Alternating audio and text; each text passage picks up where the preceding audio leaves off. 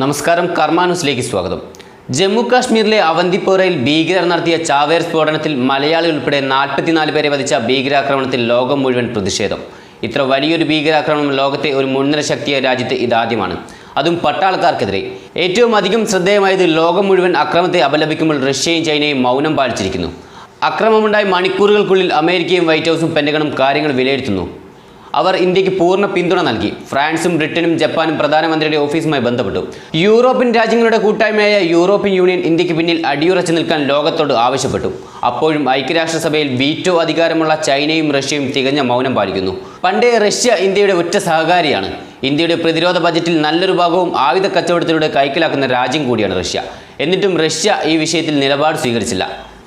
പാകിസ്ഥാൻ സഹായത്തോടെയാണ് ജെയ്ഷെ മുഹമ്മദ് ഭീകരർ ആക്രമണം നടത്തിയത്. കാശ്മീരിലെ വിഘടനവാദികൾ ഫേസ്ബുക്കിലൂടെ ഇന്ത്യക്കെതിരെ വാലന്റൈൻസ് ദിനമെന്ന് പറഞ്ഞ് ആഘോഷിക്കുകയാണ്. അതായത് ഭീകരാക്രമണത്തെ കാശ്മീരിൽ ആഘോഷിക്കുന്ന ഒരു കൂട്ടം ആളുകളുണ്ട് എന്ന് ദേശീയ വാർത്താ ഏജൻസി റിപ്പോർട്ട് ചെയ്യുന്നു. ഇപ്പോഴത്തെ സാഹചര്യത്തിൽ കടുത്ത നടപടികളിലേക്ക് രാജ്യം കടക്കുമോ എന്നാണ് ജനങ്ങൾ ഉറ്റുനോക്കുന്നത്. ഭീകരർക്കെതിരെ ഒറ്റക്കെട്ടായി നിലകൊള്ളണമെന്നാണ് രാഷ്ട്രപതി രാംനാഥ് കോവിന്ദ് വ്യക്തമാക്കിയത്. ഭീകരാക്രമണത്തിൽ മറുപടിയായി യുദ്ധത്തിന് ഒരുങ്ങുമോ എന്നാണ് അറിയേണ്ടത്. യുദ്ധമോ തിരിച്ചടിയോ സർജിക്കൽ സ്ട്രൈക്കോ എന്ന് രാജ്യം ഉറ്റുനോക്കുന്നു. എന്തായാലും ഒന്നിനും അധികം സമയമില്ല. ഈ സർക്കാർ തന്നെ ഉടൻ തിരിച്ചടി നൽകണമെന്നാണ് രാജ്യത്തിന്റെ ആഗ്രഹം. അതിന് സാധിക്കാതെ വന്നാൽ തിരഞ്ഞെടുപ്പിൽ പോലും അത് വിഷയമാകും. അതിനാൽ തന്നെ നരേന്ദ്രമോദി സർക്കാരിന്റെ അഭിമാന പ്രശ്നമാണിത്.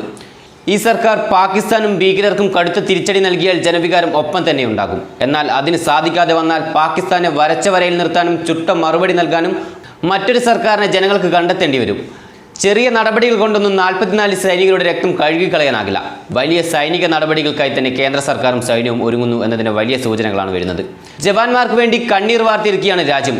സോഷ്യൽ മീഡിയയിലടക്കം പാകിസ്ഥാനെതിരെ കർശന നടപടി വേണമെന്നും ജവാന്മാർക്ക് ആദരാഞ്ജലികൾ അർപ്പിച്ചുകൊണ്ടുള്ള അനുശോചന സന്ദേശങ്ങളാണ് എങ്ങും. രാഷ്ട്രീയ നേതാക്കളെല്ലാവരും ഒറ്റക്കെട്ടായി സംഭവത്തെ അപലപിച്ച് രംഗത്ത് വന്നു. ഈ ആക്രമണത്തെ അപലപിക്കാൻ മതിയായ വാക്കുകൾ കിട്ടുന്നില്ലെന്ന് ജമ്മു കാശ്മീർ മുഖ്യമന്ത്രി മെഹബൂബ മുഫ്തി പ്രതികരിച്ചു. 18 വർഷത്തിനിടെ കാശ്മീർ സൈന്യത്തിനെതിരെ ഉണ്ടായ ഏറ്റവും വലിയ ഭീകരാക്രമണമാണിത്. അമേരിക്കയെ നമ്മൾ പലപ്പോഴും വിമർശിക്കുന്നതും പഴി പറയുന്നതും രാജ്യത്തെ ഇടതുപക്ഷ ശൈലിയാണ്. അമേരിക്ക എല്ലാ കാലത്തും ഇന്ത്യയെ നിർണായക നിമിഷത്തിൽ രക്ഷിക്കുകയും സഹായിക്കുകയും ചെയ്തിട്ടുണ്ട്. ഇടതുപക്ഷമൊഴികെ കോൺഗ്രസും BJPയും അമേരിക്കയെ അന്ധമായി എതിർക്കുന്നില്ല. മുൻപ് പാകിസ്ഥാൻ ഇന്ത്യ യുദ്ധസമയത്ത് അമേരിക്ക ഇന്ത്യക്കൊപ്പം നിലകൊണ്ടു. ചൈന ഇന്ത്യ യുദ്ധസമയത്ത് ചൈന നമ്മുടെ 40,000 ചതുരശ്ര കിലോമീറ്റർ കയ്യേറിയിരുന്നു. ആക്സിൻ എന്ന ഭൂപ്രദേശം പൂർണ്ണമായി ചൈന മോഷ്ടിച്ചു കൊണ്ടുപോയി.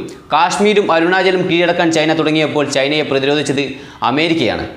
ഇന്ത്യ ചൈന യുദ്ധത്തിൽ ഇന്ത്യക്ക് ഒരുപാട് നഷ്ടമുണ്ടായി. യുദ്ധത്തിനൊടുവിൽ ചൈന ഏകപക്ഷീയമായി ഇന്ത്യൻ ഭൂമി കീഴടക്കാൻ കുതിച്ചു കയറി വന്നപ്പോൾ ലോകത്ത് ഇന്ത്യയെ രക്ഷിക്കാൻ അമേരിക്ക മാത്രമായിരുന്നു. അന്ന് അമേരിക്ക നമുക്ക് ഒപ്പമില്ലായിരുന്നെങ്കിൽ ഇന്ന് കാണുന്ന ഇന്ത്യ ഭൂപ്രദേശം ഉണ്ടാകില്ലായിരുന്നു. അത്രമാത്രം അമേരിക്ക ഇന്ത്യയെ രക്ഷിച്ചിട്ടുണ്ട്. മുംബൈ സ്ഫോടനത്തിൽ ഇന്ത്യക്കൊപ്പമായിരുന്നു അമേരിക്ക. കൂടാതെ ഹെഡ്ലി അടക്കമുള്ള ഭീകരരുടെ പട്ടിക ഇന്ത്യക്ക് കൈമാറി. എന്നിട്ടും അമേരിക്കയുടെ എതിർപ്പും അമേരിക്ക എന്ന് കേട്ടാൽ അറപ്പും നമുക്ക് കേരളത്തിൽ മാത്രമാണ്. കേരളത്തിൽ വളർന്ന അന്ധമായ ഇടത് രാഷ്ട്രീയത്തിന് വികാസം വരാത്തതും ലോകം കാണാത്തതുമായ വികലബുദ്ധിയിൽ കുരുത്ത ഒരുതരം വികാരം മാത്രമാണ് അമേരിക്കൻ വിരുദ്ധത.